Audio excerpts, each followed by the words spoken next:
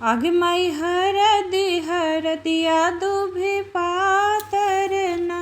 आगे माई हरदिया दुभी पातरना।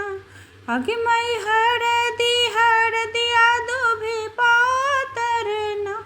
आगे माई हरदिया दुभी पातरना।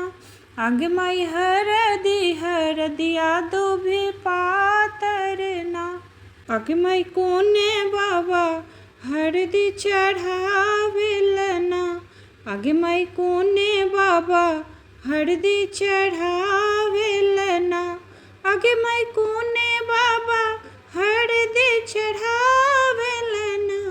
आगे माई कोने बाबा हरदी चढ़ावेलना। आगे माई बाबा से बाबा अपन बाबा ना। आगे माई उहे बाबा हरदी चढ़ावेलना। आगे माई हरदिया दुभी पातरना। आगे माई हरदिया दुभी पातरना। आगे माई कोने चाचा हरदी चढ़ावेलना। आगे माई कोने चाचा हरदी चढ़ावेलना। आगे माई कोने चाचा हरदी चढ़ावेलना।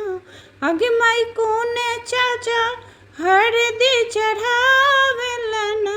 आगे माई चाचा से चाचा अपन चाचा ना। आगे माई उहे चाचा हरदी चढ़ावेलना। आगे माई हरदिया दुभी पातरना।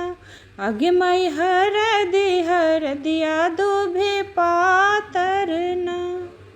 आगे माई कोने मामा हरदी चढ़ावेलना।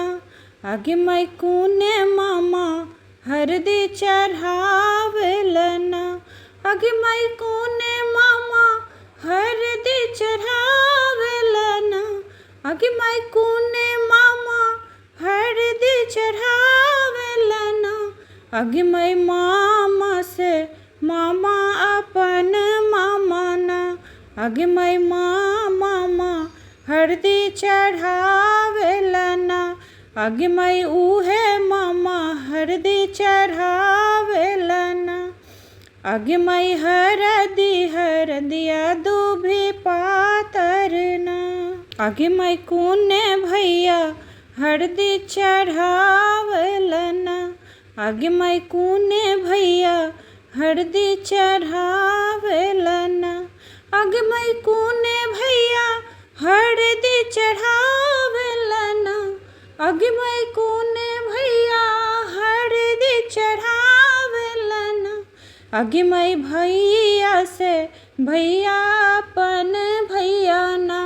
आगे माई उहे भैया हरदी चढ़ावेलना।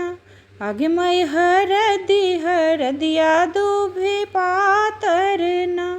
आगे माई हरदिया दुभी पातरना।